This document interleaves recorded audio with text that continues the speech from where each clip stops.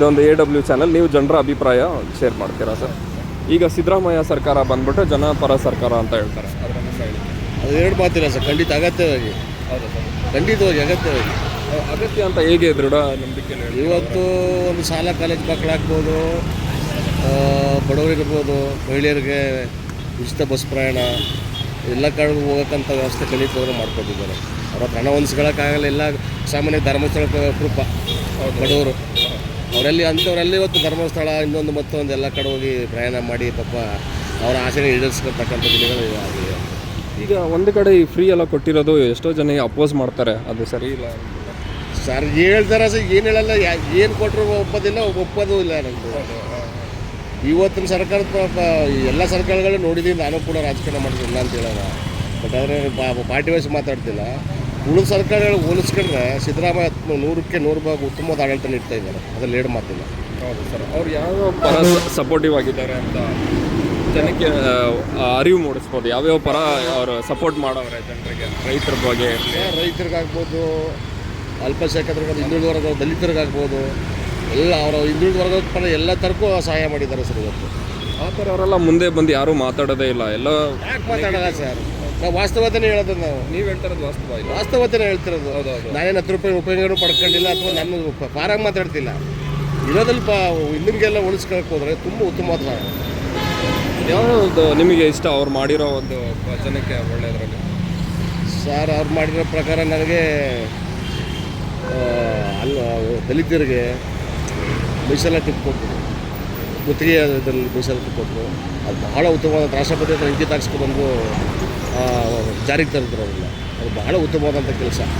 ಆಮೇಲೆ ಮೀಸಲಾತಿ, ಹೌದು, ಎಲ್ರಿಗೂ ಪಾಪ ಎಲ್ರಿಗೂ ಸರಿ ಸಮಾನವಾಗಿ ಕೆಲಸ ಮಾಡ್ಕೊಂಡು ಹೋಗಲಿ ಅಂತೇಳಿ, ಅಭಿವೃದ್ಧಿ ಮಾಡಲಿ ಅಂತೇಳಿ ಪಾಪ ಎಲ್ರಿಗೂ ಕೆಲಸ ಸಿಕ್ಕಬೇಕು, ಗುತ್ತಿಗೆ ಕೆಲಸ. ಆ ಥರಕ್ಕೆ ಒಂದು ಉತ್ತಮವಾದಂಥ ಯೋಜನೆ ತಂದರು ಸರ್. ಅದು ಭಾಳ ಖುಷಿ ನನಗೆ.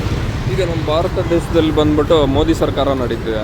ಇದೇ ಕಾಂಗ್ರೆಸ್ ಅವ್ರದ್ದು ಬಂದಿದ್ರೆ ಚೆನ್ನಾಗಿರ್ತೈತೆ. ಉತ್ತಮವಾದ ಆಡಳಿತ ಆಗೋದು ಸರ್. ಇನ್ನು ರಾಹುಲ್ ಗಾಂಧಿ ಅವ್ರಿಗೆ ಏನೂ ಗೊತ್ತೇ ಇಲ್ಲ ಅಂತ ಹೇಳ್ತಾರೆ. ನೋಡಿ, ಇವತ್ತು ನಮ್ಮ ರಾಜ್ಯಕ್ಕೆ ಬರ್ತಕ್ಕಂಥ ಅನುದಾನನ ಇನ್ನೂ ಕೂಡ ಅವ್ರು ಕೊಡ್ತಾ ಇಲ್ಲ.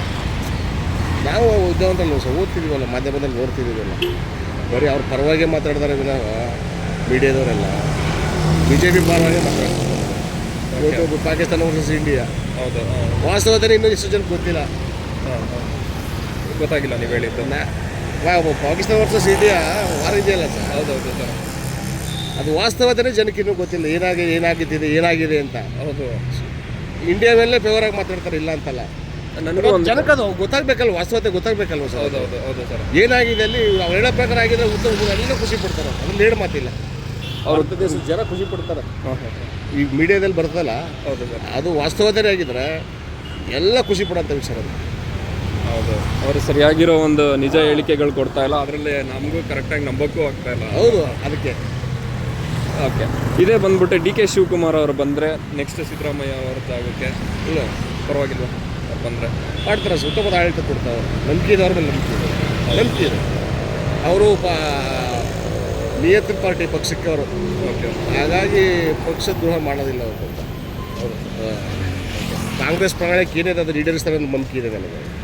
ಅದರಲ್ಲಿ ಎರಡು ಮಾತು ನೀವು ಒಂದೊಂದು ನೋಡ್ಬೋದು. ಲೈಕ್ ಪರದೇಶ ಒಂದು ಮೀಡಿಯಾ ಚಾನಲ್ಸ್ಗಳಲ್ಲೆಲ್ಲ ಡೈಲಿ ನಡೆಯೋ ಒಂದು ಶೇರ್ಸ್ ಆಗಲಿ, ಇಲ್ಲಾಂದರೆ ಡೈಲಿ ಬೆಲೆ ಏರಿಕೆಗಳಾಗಲಿ, ಒಂದು ಕಾರ್ಖಾನೆಗಳದ್ದು ಚೇಂಜಸ್, ಪ್ರತಿ ಒಂದೊಂದು ಅಪ್ಡೇಟ್ ಇರುತ್ತೆ. ನಮ್ಮ ಊರು ಮೀಡಿಯಾ ಹಾಲನ್ ದರ ಏರಿಸ್ತರು ಅಂತ ಹೇಳ್ತಾರಲ್ಲ ಸರ್. ಹೌದೌದು. ಯಾರಿಗೆ ಅನುಕೂಲ ಸರ್ ಅದು?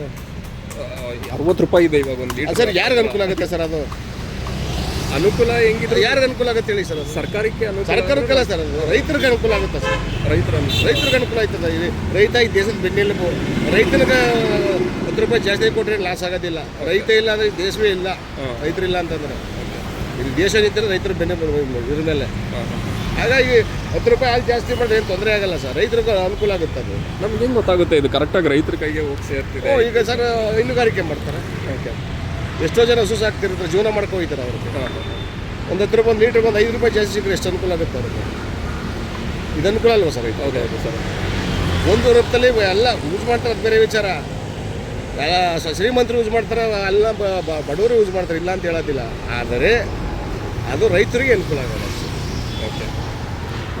ನಿಮ್ಮ ಒಂದು ಹೇಳಿಕೆ ಇಲ್ಲಾಂದರೆ ಒಂದು ಜನರಿಗೆ ಅಂತ ಒಂದು ಮಾತು ಸರ್ಕಾರದ ಬಗ್ಗೆ ತಪ್ಪಾಗಿ ಹೇಳ್ಬಾರ್ದು. ಏನು ತಪ್ಪು ನಮ್ಮ ಇವಾಗ ಕಾಂಗ್ರೆಸ್ ಪಕ್ಷ ಸರಿ ಇಲ್ಲ, ಇವರೆಲ್ಲ ಫ್ರೀ ಮಾಡಿಕೊಟ್ಟವ್ರೆ, ಈ ಥರ ನೆಗೆಟಿವ್ ಪಾಯಿಂಟ್ ತರಬೇಡಿ ಸಾರ್. ಅದೇನು ಹೇಳ್ತಾರಲ್ಲ, ಏನೇ ಮಾಡಿದ್ರು ಒಪ್ಪದಿಲ್ಲ, ಜನರನ್ನ ಉಡ್ಸೋಕ್ಕಾಗೋದಿಲ್ಲ. ಆಮೇಲೆ ಗಟ್ಟೆ ಸೀರೆ ಉಡ್ಸೋಕ್ಕಾಗಲ್ಲ. ಹೌದು ಆಯಿತಾ? ಹೌದು. ಎಷ್ಟೇ ಮಾಡಿದ್ರು ಸಾಲ ಮನಸ್ಸಿಗೆ ತೃಪ್ತಿನೇ ಇರ್ಬೇಕು ಸರ್.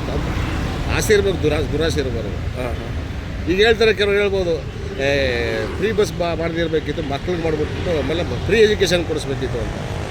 ಅದಾಗುತ್ತದು. ಅದೇ ನೀವು ಸಿದ್ದರಾಮಯ್ಯ ಬಂದಾಗಲೇ ಹೇಳ್ತಾರೆ, ಬೇರೆಯವ್ರು ಇದ್ದಾಗಲೇ ಆ ಮಾತು ಬರಲೇ ಇಲ್ಲ. ಇವ್ರು ಇಷ್ಟೆಲ್ಲ ಅನುಕೂಲ ಮಾಡಿಕೊಟ್ಟಿದ್ದಾರೆ. ಗೃಹಲಕ್ಷ್ಮಿ ಆಗ್ಬೋದು, ಫ್ರೀ ಬಸ್ ಯೋಜನೆ ಆಗ್ಬೋದು, ಉಚಿತ ವಿದ್ಯುತ್ ಆಗ್ಬೋದು, ಎಲ್ಲ ಮಾಡಿದ್ದಾರೆ. ಅವ್ರು ಏನೂ ಮಾಡಿಲ್ಲ. ಆವಾಗ ಕೇಳಿಲ್ಲ ಇವರು ಫ್ರೀ ಎಜುಕೇಷನ್ ಮಾಡಿ ಅಂತ ಮಕ್ಕಳಿಗೆ. ಈಗ ಇಷ್ಟು ಮಾಡಿದಾರ, ಇದ್ರ ಬದಲು ಫ್ರೀ ಎಜುಕೇಷನ್ ಮಾಡಬೇಕಿತ್ತು ಅಂತ ಹೇಳ್ತಾರೆ. ಹಿಂದೆ ಇದ್ದಂಥ ಸರ್ಕಾರ ಇದ್ದಾಗ ಅದನ್ನೆಲ್ಲ ಇವ್ರು ಯಾರು ಕೇಳಲೇ ಇಲ್ಲ, ಫ್ರೀ ಎಜುಕೇಷನ್ ಮಾಡಿ ಅಂತ. ಇದೆಲ್ಲ ಮಾಡೋದು ಬೇಡ, ಕಾಮಗಾರಿನ ಸ್ವಲ್ಪ ಕಮ್ಮಿ ಆದರೂ ಪರವಾಗಿಲ್ಲ, ಫ್ರೀ ಉತ್ತಮವಾದ ಶಿಕ್ಷಣ ಕೊಡಿ, ಮಕ್ಕಳಿಗೆ ಫ್ರೀ ಎಜುಕೇಷನ್ ಕೊಡಿ ಅಂತ ಯಾರು ಹೇಳಲೇ ಇಲ್ಲ, ಕೇಳಲಿಲ್ಲ. ಈಗ ಇದನ್ನು ಮಾಡಿದೋದಕ್ಕೆ ಎಲ್ಲನೂ ಎಲ್ಲ ಅದು ಇದಾಗದೆ ಸಹಿಸ್ಕೊಳ್ಳೋಕ್ಕಾಗದಿದ್ದು ಮಾತು ಇವೆಲ್ಲ ಅಷ್ಟೇ. ನನ್ನ ಅಭಿಪ್ರಾಯ ಅಷ್ಟೇ.